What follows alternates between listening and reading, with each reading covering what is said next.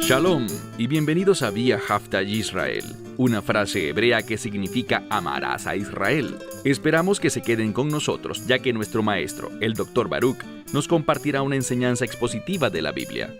El Dr. Baruch es profesor titular del Instituto Zera Abraham, con sede en Israel. Aunque todos los cursos en el instituto se imparten en hebreo, el Dr. Baruch se complace en compartir esta enseñanza en inglés con doblaje al español.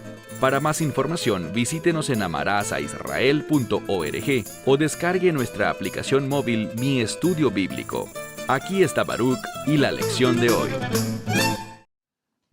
Dios ha pasado mucho tiempo enseñándonos sobre la adoración. No solo sobre cómo adorar, sino también los diversos elementos que eran necesarios para celebrar la adoración en el tabernáculo, que más tarde se convirtió en la adoración en el templo. Hoy en día ya no tenemos un tabernáculo ni existe el templo. Y para el cuerpo de creyentes, si el templo bíblico fuese reconstruido en nuestros días, no tendría relevancia espiritual para nosotros en cuanto a la adoración. ¿Por qué lo digo? Porque el templo que será reconstruido en los últimos días será para el propósito del anticristo. Por lo que estoy muy seguro de que lo que allí sucederá no será del agrado de Dios. Por tanto, nuestra adoración, a la que somos llamados hoy, mañana y hasta que ocurra nuestra esperanza bendita, el rapto, es una adoración en espíritu y en verdad, guiada por el Espíritu y arraigada en la verdad de Dios, como enseñó el Mesías en Juan 4. No dejemos de congregarnos como algunos tienen por costumbre, ya sea que nos unamos 2 o 3 o 5 o 10 o un número grande de personas.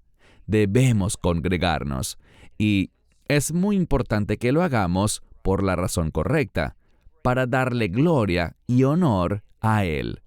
La adoración nunca, y quiero enfatizarlo, la adoración nunca se trata de lo que nosotros recibamos.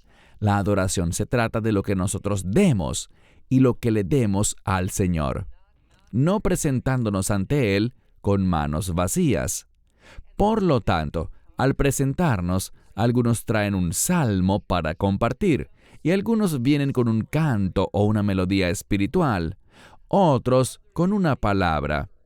Y nos reunimos bajo la dirección del Espíritu Santo, buscando la presencia de Dios, haciendo las cosas guiados por el Espíritu y bajo la autoridad de su palabra. Y aprendemos principios de la adoración en el tabernáculo que podemos utilizar incluso hoy en día, con el fin de que Dios sea glorificado. Él es aquel a quien se le ofrece la adoración. Él es aquel que está al frente de todo. Pero cuando la adoración se enfoca en el hombre, se convierte en idolatría. Por eso me preocupa muchísimo hoy que muchas de las canciones que se ofrecen como adoración tienen que ver mucho más con la humanidad, con lo que Dios hace por mí.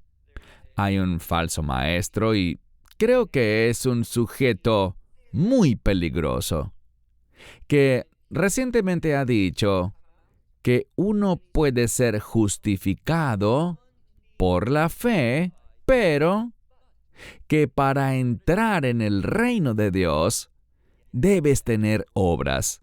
Aquí está el problema. La justificación trae consigo una experiencia de reino, y esa justificación es solo por fe. No se basa en obra alguna. Quiero compartir con ustedes una ilustración. ¿Y por qué afirmo que ese tipo de enseñanza, que enfatiza las obras como necesarias para entrar en el reino de Dios, es una herejía y no es otra cosa que una justicia basada en obras? Debemos tener una mentalidad de Dios conforme a la iluminación de la Escritura para entender correctamente el mensaje. ¿Son importantes las obras para el creyente? Absolutamente. ¿La fe verdadera se manifiesta en obras? Claro que sí. Pero, ¿son esas obras de alguna manera necesarias para la salvación? ¿Para entrar al reino de Dios? No lo son. Y les daré un ejemplo. Perder peso. Cuando te subes a la balanza y has perdido peso, esa balanza lo refleja. Pero subirse a la balanza no te hace perder peso. Solo mide lo que has hecho. Son otras cosas como la dieta, el ejercicio y lo demás lo que causa la pérdida de peso. De la misma forma, lo que me redime es la sangre del Mesías.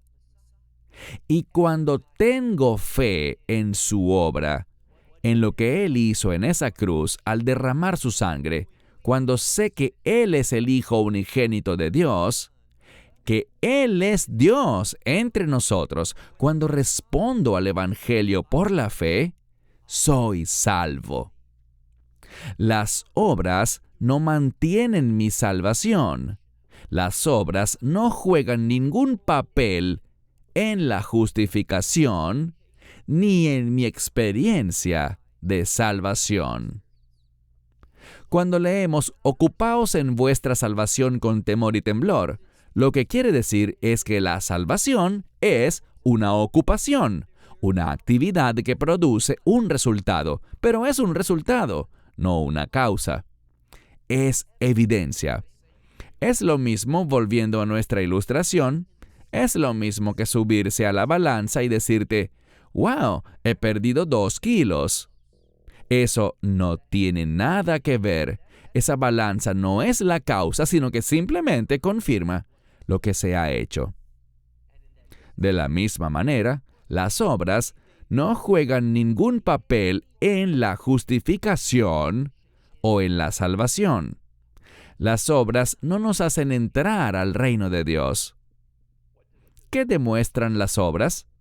Que hemos sido redimidos y que nos convertimos por gracia, por fe, por lo que Él hizo, nos convertimos en una creación de reino. Nos convertimos en parte del reino. Las obras simplemente dan evidencia de lo que Él ha hecho. Por eso es que más y más, y recuerden, se nos dice que en los últimos días habrá una apostasía, que se volverá más grande, más prevalente y más numerosa. Y vemos poco a poco cómo esto crece en velocidad y en frecuencia. Personas que antes enseñaban lo que era correcto, están cambiando. Y por eso es tan importante que basemos todo, y quiero enfatizar eso, que basemos todo en la palabra de Dios. Toma tu Biblia y ve conmigo al libro de Éxodo, capítulo 38. Vamos a estudiar principalmente 3 cosas en esta lección. Comenzaremos con el altar. Ya hemos hablado del altar del incienso, pero aquí hablaremos del altar principal, el altar de los holocaustos u ofrendas quemadas, el que está hecho de bronce, cobre o metal, como quiera que tu Biblia traduzca la palabra nehoshet. La mayoría dice bronce, otras metal y algunas cobre, pero es la misma palabra en hebreo. Así que hablaremos del altar de bronce y luego pasaremos a hablar del kior, que es una fuente.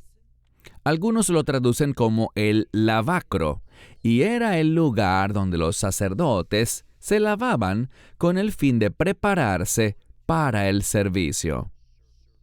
Entonces, vemos eso, y luego también vamos a concluir con el estudio del atrio y cómo estaba constituido. Todos estos elementos los hemos estudiado ya en Éxodo, algunos más de una vez, pero cada vez obtenemos una nueva perspectiva, una comprensión más completa. Y las cosas están escritas de una manera que nos da mayor revelación para que podamos entender los detalles de la adoración a Dios. Comencemos. Capítulo 38, como dije, verso 1.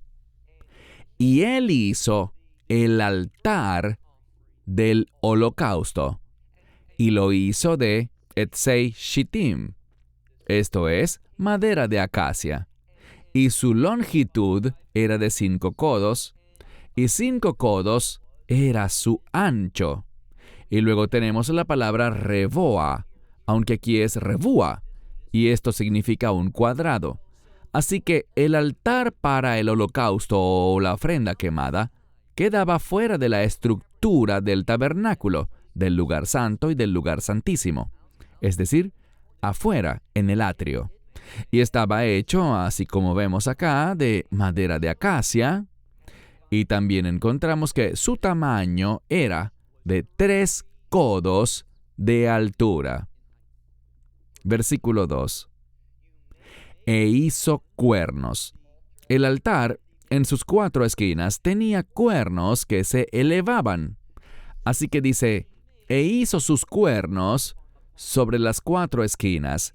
Y luego vemos la expresión mimenu hayu, que significa lo siguiente, que fue hecho como parte de este altar.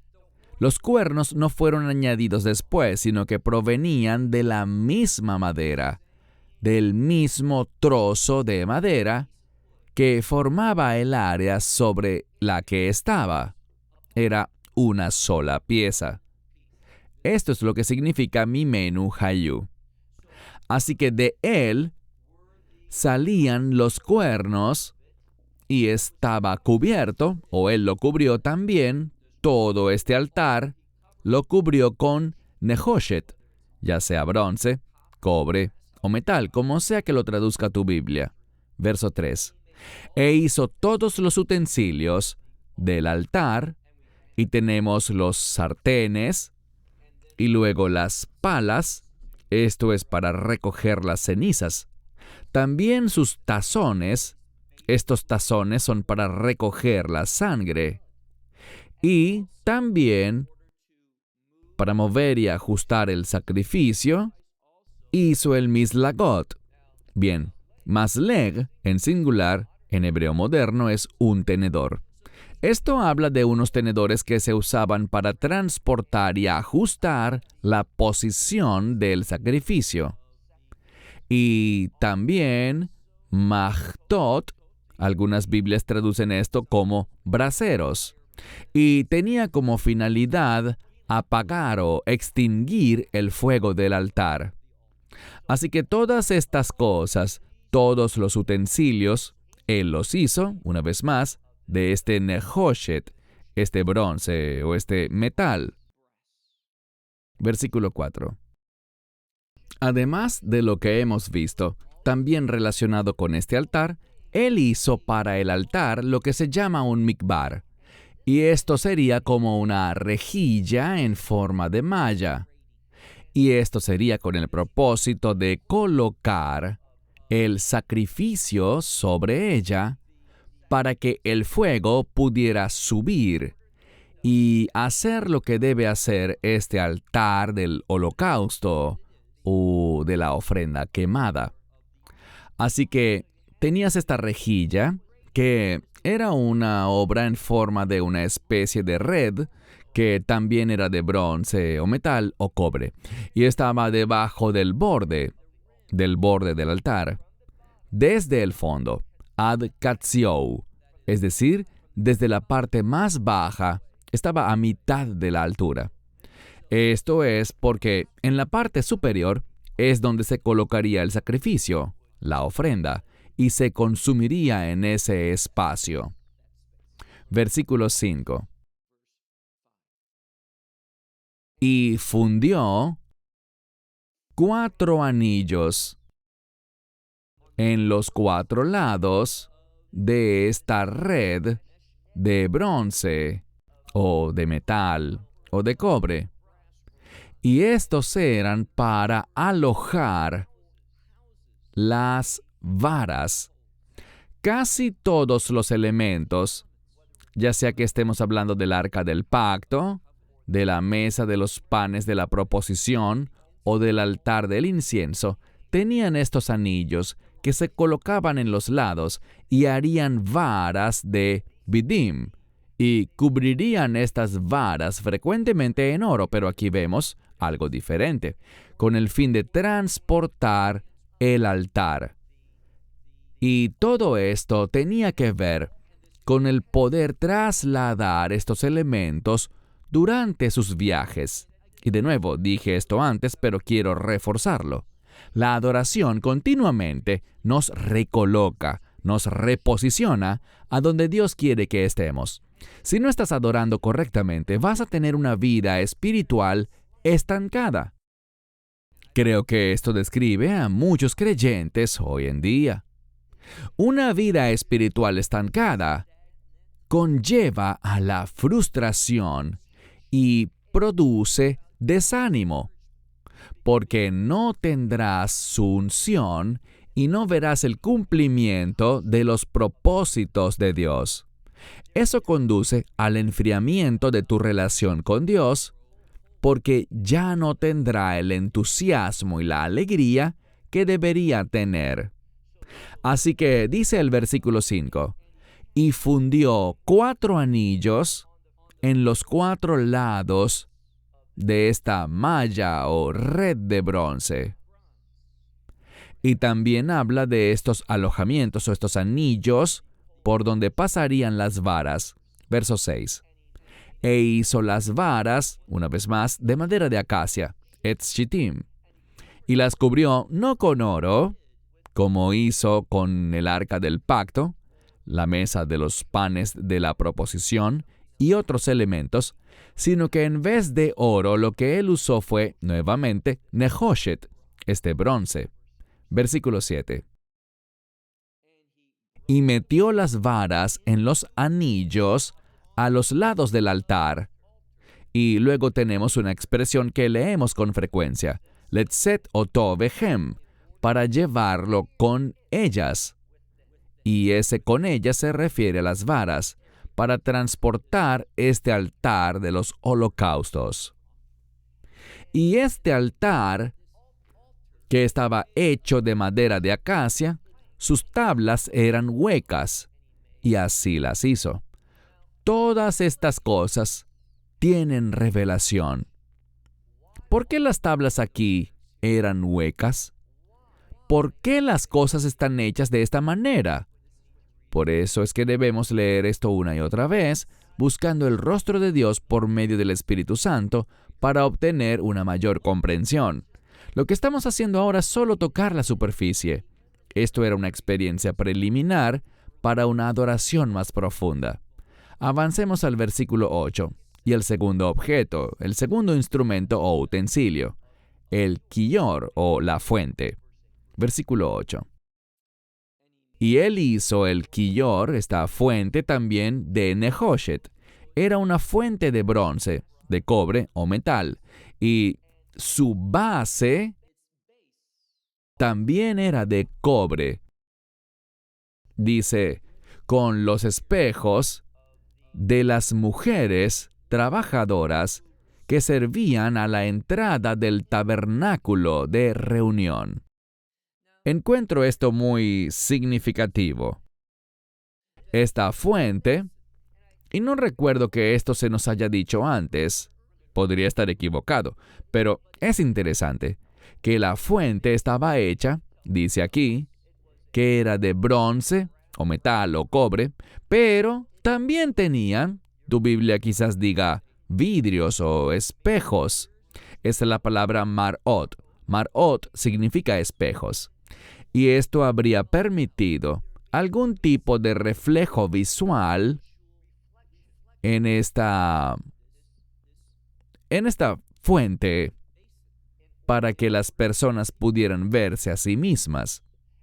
Y es significativo que estas mujeres que servían allí contribuyeran ofrendando estos espejos. Versículo 9. A partir de este 9º versículo, nos movemos hacia la sección final que trata sobre el Hatzer, es decir, el atrio. Sabemos algo. Sabemos que tanto el Mizbeach, este altar del que hablamos para el holocausto, como la fuente, el Kiyor, estaban en el atrio.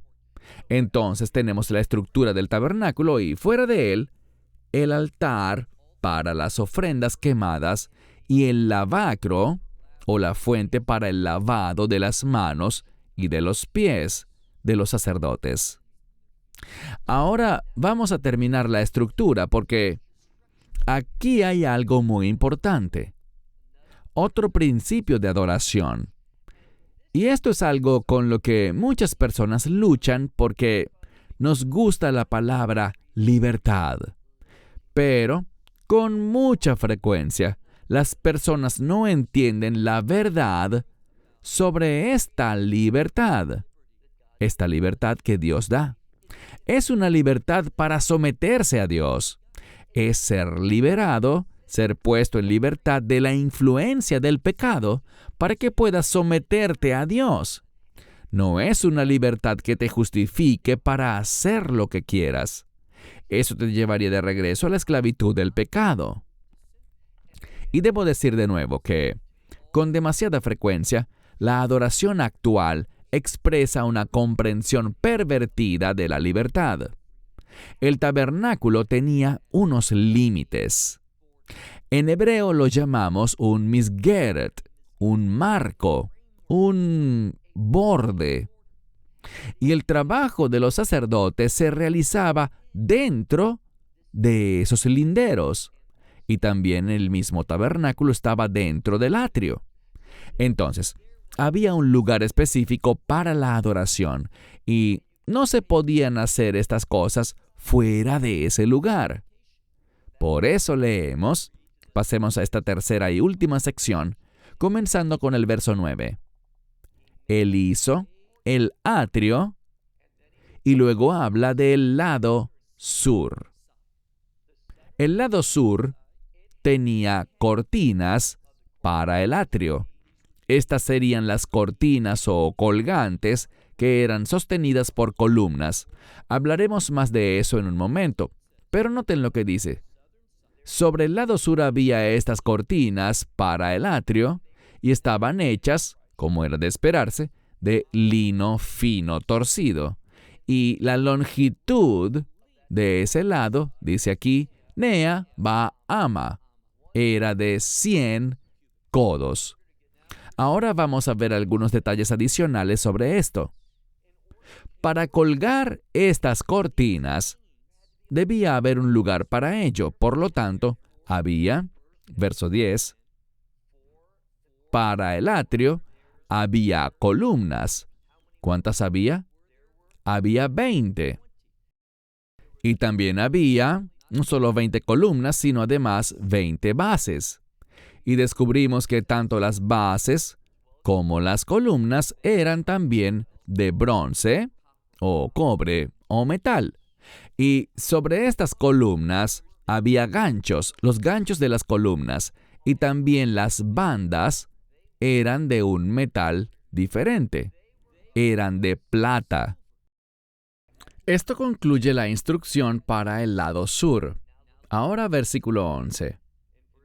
En el versículo 11 hablamos del lado norte. También medía 100 codos.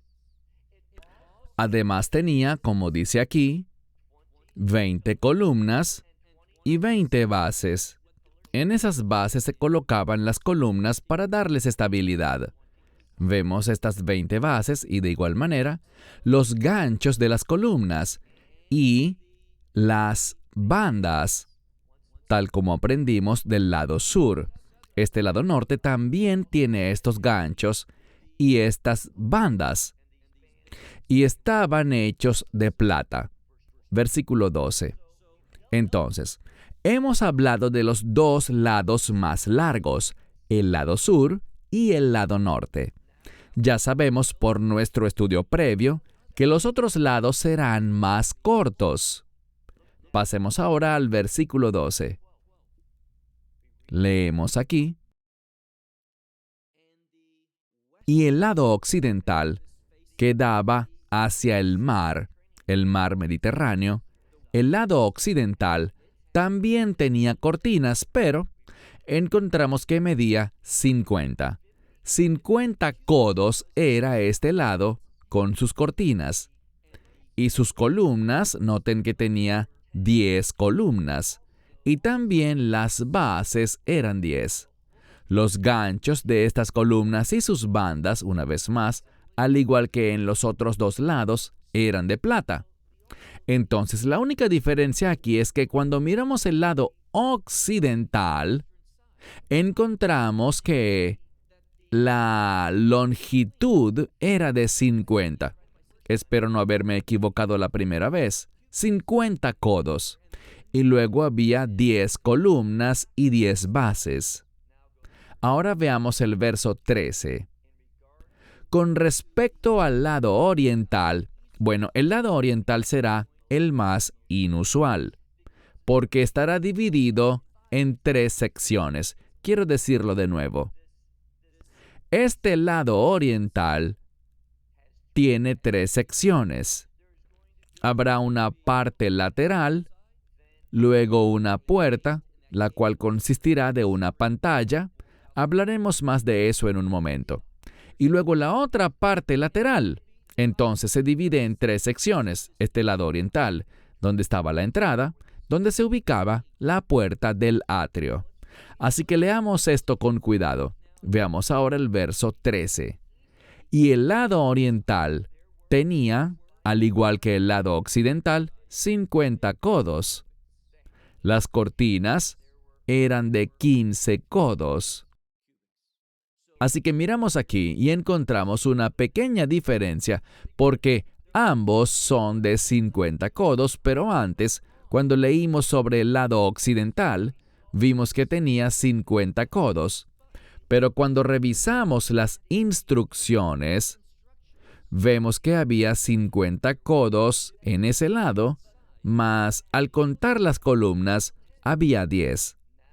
Pero cuando leemos sobre el lado oriental, vemos que las cortinas allí medían 15 para un hombro.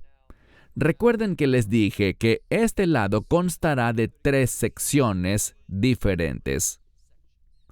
Habrá una con lo que las Escrituras llama un hombro, luego el segundo hombro y entre ellos está la puerta. Así que se van a dividir, estas medidas se van a dividir.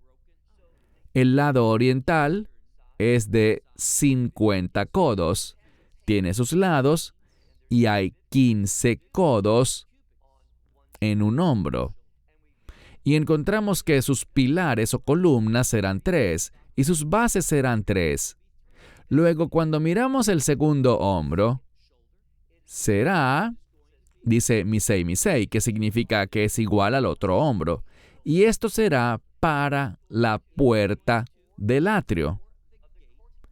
Asimismo, este otro hombro tendrá 15 cortinas y habrá 3 columnas y 3 bases. Ahora estamos listos para algo muy importante. Leamos ahora el versículo 16.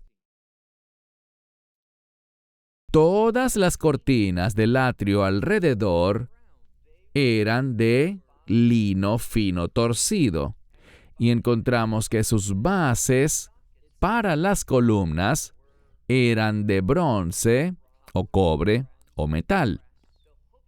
Los ganchos de las columnas y sus bandas eran de plata y las cabezas en la parte superior estaban cubiertas con plata.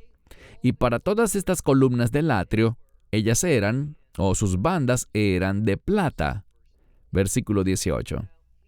Hemos leído un poco más sobre todas estas cortinas, la naturaleza de las columnas, las bases, las bandas, las partes superiores, todo. Y luego pasa a esta puerta. ¿Y qué dice al respecto? Verso 18. Y la pantalla de la puerta del atrio. Eso significa que la puerta era como una pantalla. era una obra de bordado y estaba hecha de estos elementos que hemos visto a lo largo de nuestro estudio del tabernáculo. Estaba hecha de este azul especial, tejelet, y este púrpura real, argamán, tolaat shani o escarlata, y también, una vez más, este lino fino torcido. Pero noten lo que dice. 20 codos era su longitud. Recuerden, el total de este lado, el lado oriental, es igual que el lado occidental. ¿Cuántos codos? 50. El lado sur y el lado norte medían 100 codos. El lado occidental 50 y el lado oriental que tiene esta entrada, esta puerta, esta pantalla que formaba la puerta, medía 50 codos. Y se va a dividir, mira de nuevo, lo que dice aquí es en el versículo 20. Disculpen, me refiero al versículo 18, en su segunda parte. Dice, y 20 codos su longitud, y su altura y su anchura eran de 5 codos, correspondiendo a las cortinas del atrio. Verso 19. Sus columnas eran 4, y sus bases eran 4. Y una vez más, todo era de nehoshet, bronce, cobre o metal. Sus ganchos eran cubiertos de plata, es decir, sus cabezas estaban cubiertas y sus bandas eran de plata. Y lo que tenemos aquí es esto. Si miran con cuidado, son 50 codos, pero está compuesto así. La porción central mide 20 y los dos hombres miden 15 cada uno, así que 15 y 15 son 30. La porción media donde está la puerta, esa pantalla, es de 20. Entonces 20 más 15 da 50.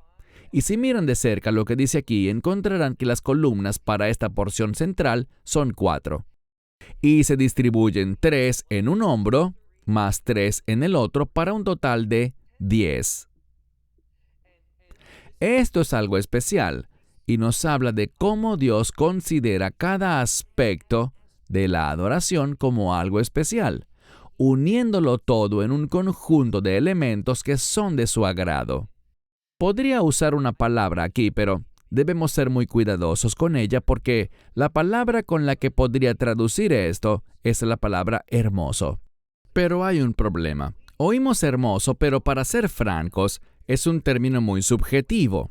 Habla de lo que para mí luce hermoso. La palabra aquí podría ser el término hebreo yafé, que significa bonito o hermoso, pero tiene, en el sentido bíblico, otro elemento que lo hace bonito o hermoso, y es que es adecuado para su propósito. Así que nunca, jamás piensen que porque yo piense que algo es bonito o yo piense que algo es correcto o apropiado, tenemos libertad para hacer lo que queramos. Esas son mentiras del enemigo, distorsiones de Satanás. Siempre debemos venir ante Dios con sumisión, con un deseo de obedecerle y agradarle a Él, ofreciendo y haciendo lo que Él ha mandado de la manera correcta. Y es solo cuando nos sometemos a Él, entonces y solo entonces, que habrá unidad. Por esto quiero insistir y subrayar algo muy importante sobre el liderazgo. Muchas personas, cuando se trata de cuestiones divisivas, como por ejemplo la política, ellos, con el fin de preservar la unidad, comprometen sus valores y hacen declaraciones y afirmaciones que Dios claramente prohíbe. Por ejemplo, nosotros somos libres en Cristo para tomar estas decisiones. Eso es falso. Siempre estamos obligados a someternos a sus decisiones y no a las nuestras. No importa lo que pensemos, lo que nos guste o lo que consideremos lindo y hermoso, somos llamados a someternos. Y oye bien lo siguiente. Para mí esto es bastante elemental, pero se pasa por alto. Y lo pasan por alto personas como Andy Stanley, David Platt, John Piper. Estos individuos que incluso cuestionan la necesidad de que el creyente vote porque quizás no haya un candidato lo suficientemente santo para ser electo. Les quiero compartir algo. Es solamente cuando abrazamos la verdad y nos sometemos a ella, cuando el pueblo obedece la verdad de Dios, que se produce unidad.